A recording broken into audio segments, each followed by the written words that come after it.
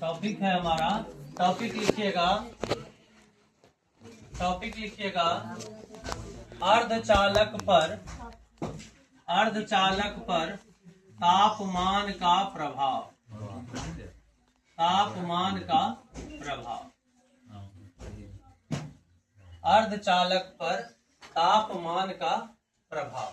अर्धचालक में आते हैं जर्मेनियम और सिलिकॉन। एग्जाम्पल में आप लिख दीजिए जर्मेनियम और सिलिकॉन, ठीक है।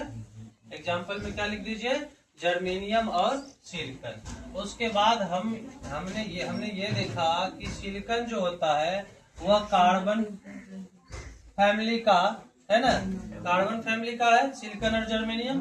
तो ये कितने सहसंयोजक बंधन बनाएंगे? 4 सहसंयोजक बंधन बनाएंगे ना। तो हमने इसका स्ट्रक्चर आपको दिखाया। ये 4 सहसंयोजक बंधन के द्वारा एक दूसरे से बंधे होते हैं, लेकिन जब आप तापमान बढ़ाइएगा तो इनके सहसंयोजी बंधन क्या होते हैं? टूटना शुरू कर देते हैं, जिसके कारण मुक्त इलेक्ट्रॉनों की संख्या में क्या होती है? वृद्धि हो जाती है। और मुक्त इलेक्ट्रॉनों की संख्या यानी आवेश वाहक का मान n जैसे ही बढ़ेगा प्रतिरोध का मान ऑटोमेटिक क्या होगा? घट जाएगा, है ना। तो आप एग्जाम्पल लिख के इसको लिख दीजिए, ये स्ट्रक्चर बना लीजिए, उसके बाद हम लिखाते हैं जो वो लिख दीजिए। तो आप कह रहे हैं कि मुक्त इलेक्ट्रॉनों की संख्या क्या होती है? बढ़ जाती है ना, अधिक बढ़ रही है। मुक्त इलेक्ट्रॉनों की संख्या बढ़ जाती है, काफी अधिक बढ़ जाती है। टाउ का मान क्या होगा? कोई बताएगा? टाउ बढ़ेगा कि घटेगा? विश्रांति काल बढ़ेगा कि घटेगा? निश्चित रूप से जब मुक्त इलेक्ट्रॉनों की संख्या में वृद्धि हो रही है ना, तो उनका वेग क्या होगा? बढ़ेगा। तो विश्रांति काल क्या होगा? घटेगा। विश्रांति काल क्या होता है? घट जाता है। लेकिन है ना, यहाँ पर मेन फैक्टर के रूप में क्या होता है? एन का मान टाउ की अपेक्षा बहुत ही अधिक क्या होता है? बढ़ जाता है। इसलिए हम टाउ पर यहाँ फोकस नहीं करते। इसका मान घटता है, लेकिन ज्यादा कौन बढ़ रहा है? मुक्त इलेक्ट्रॉनों की संख्या।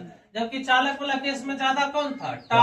टाउ के मान में कमी हो रहा था, एन नगण्य था। यहाँ टाउ जो है थोड़ा बहुत कम रहा है, लेकिन मुक्त इलेक्ट्रॉनों की संख्या में बहुत अधिक वृद्धि हो रही है। इसलिए है ना, ओवरऑल हम जब कहते हैं कि प्रतिरोध का जो मान है यह एन के साथ व्युत क्रमानुपाती है, तो ये बढ़ेगा तो ये क्या होगा? घट जाएगा। तो इसको हम लिखेंगे अर्धचालक में अर्धचालक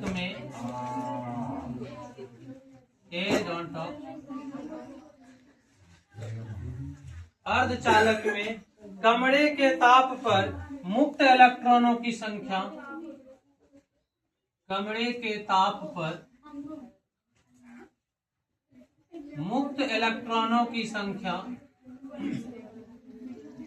नगण्य होती है। कैसी होती है? नगण्य होती है ना। रूम टेम्परेचर पर इसमें आपको मुक्त इलेक्ट्रॉन नहीं मिलेंगे, पर तापमान बढ़ाने पर, जैसे आप ताप बढ़ाते हैं, ताप बढ़ाने पर अर्धचालक के सहसंयोजी बंधन टूट जाते हैं। क्या होते हैं? टूट जाते हैं, जिससे मुक्त इलेक्ट्रॉनों की संख्या बढ़ जाती है, जिससे मुक्त इलेक्ट्रॉनों की संख्या बढ़ जाती है, जिससे मुक्त इलेक्ट्रॉनों की संख्या बढ़ जाती है। अब मुक्त इलेक्ट्रॉनों की संख्या बढ़ने का मतलब क्या हुआ? एकांक आयतन में आवेश वाहकों की संख्या में क्या हो चुकी है? वृद्धि। एन के मान में वृद्धि, आर के मान में क्या करेगा? कमी कर देगा, प्रतिरोध कम जाएगा। इसलिए ताप बढ़ाने पर प्रतिरोध का मान क्या होता है? घट जाता है। अर्थात मुक्त इलेक्ट्रॉनों की संख्या में है ना, जिससे मुक्त इलेक्ट्रॉनों की संख्या बढ़ जाती है और प्रतिरोध का मान घट जाता है। ऐसे करके दिखा दीजिएगा। आर व्युत क्रमानुपाती चालक देखा, अर्धचालक देखा और मिश्र धातु हम देखते हैं। मिश्र धातु पर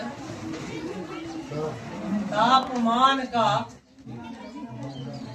प्रभाव, मिश्र धातु पर तापमान का प्रभाव। ठीक है, अब देखिए हमने लिखाया भी आपको पहले भी मिश्र धातु में कि ताप बढ़ाने पर मिश्र धातु पर, ताप बढ़ाने पर मिश्र धातु में क्या होगा कि कोई प्रभाव नहीं पड़ता है ना। मिश्र धातु के लिए प्रतिरोध जो होता है वह अप्रभावित रहता है।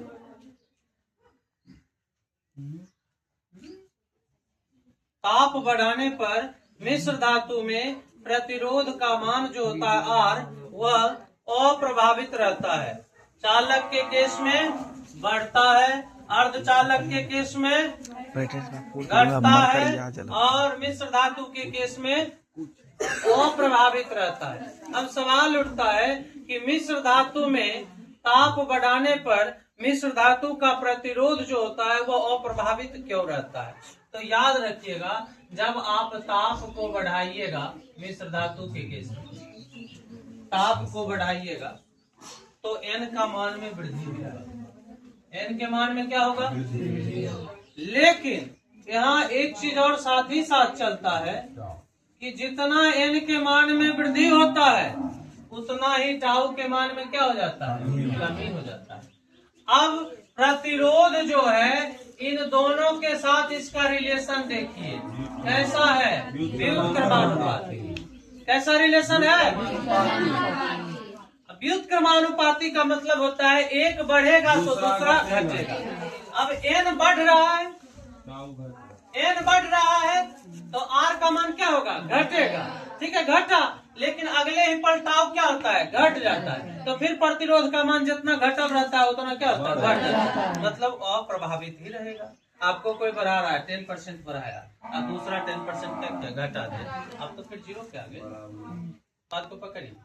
R depends upon n and tau. R depends करता है n एंड टाउ पर, that is inversely proportional to n and tau.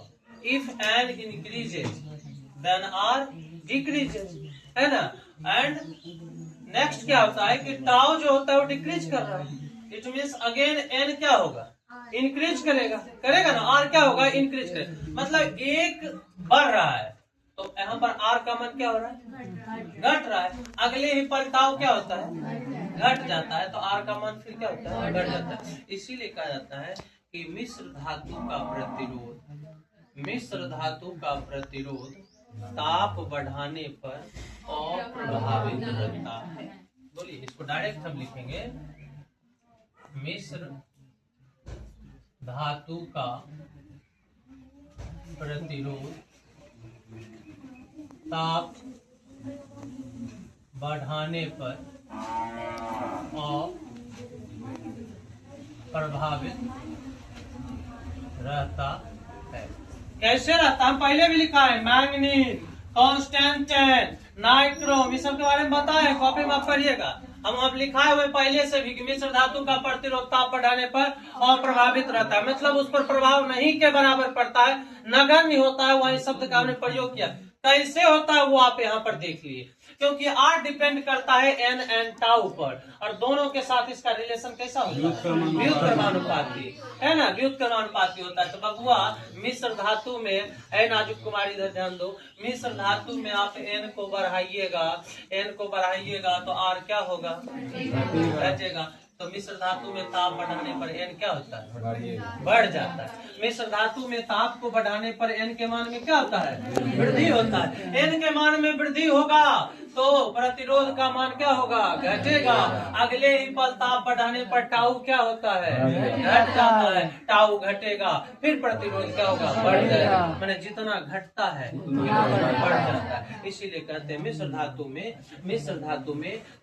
धातु का प्रतिरोध, मिश्र धातु का प्रतिरोध ताप बढ़ाने पर अप्रभावित रहता है। बोलिए, किसी को कोई दिक्कत है इसमें?